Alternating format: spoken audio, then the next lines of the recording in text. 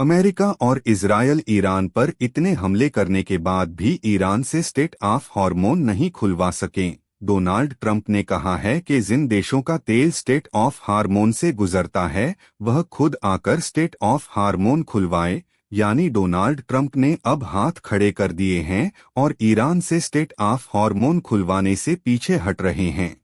एक बड़ी खबर यह है कि यूरोप के 4 देश अमेरिका के खिलाफ आ गए हैं। 4 देशों ने अमेरिकी सेना के विमानों के लिए अपने एयर स्पेस बंद कर दिए हैं। वह देश यह है स्पेन, इटली, फ्रांस, स्विट्जरलैंड। यानी अब कोई भी अमेरिका का लड़ाकू विमान इन देशों के एयर स्पेस से होकर मिडिल ईस्ट में नहीं आएगा। अमेरिका का एक बड़ा विमान हथियार लेकर इसराइल जा रहा था फ्रांस के एयर स्पेस से होकर, लेकिन फ्रांस ने मना कर दिया, जिसकी वजह से उस विमान को वापस जाना पड़ा।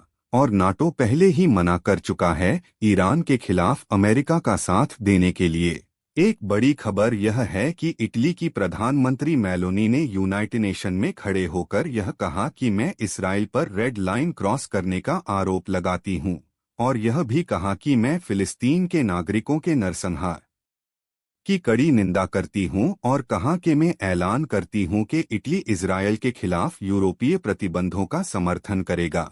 अगर यूरोपीय यूनियन इसराइल पर प्रतिबंध लगाता है तो मैं उसका पूरा समर्थन करूंगी।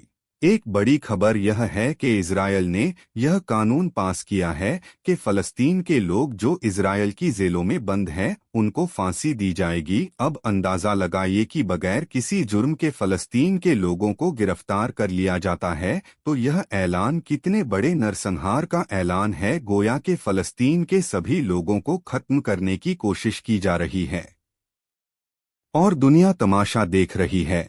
एक बड़ी खबर यह है कि तुर्की के एक मंत्री ने ईरान का समर्थन किया है। उन्होंने कहा कि हम ईरान का समर्थन करते हैं और हम ईरान के साथ खड़े हैं। उन्होंने कहा कि वह लोग ईरान पर आरोप लगाते हैं और इसराइल पर आरोप क्यों नहीं लगाते, जबकि दुनिया के अमन के लिए सबसे बड़ा खतरा इसराइल है। अमेरिका और इजरायल ईरान को बड़ा नुकसान पहुंचा रहे हैं, जिसकी वजह से ईरान ने ऐलान किया है कि अमेरिका और इजरायल की जो बड़ी बड़ी टैंक कंपनियां मिडिल ईस्ट के अंदर है उन सभी को हमारी मिसाइल हैं निशाना बनाएंगे।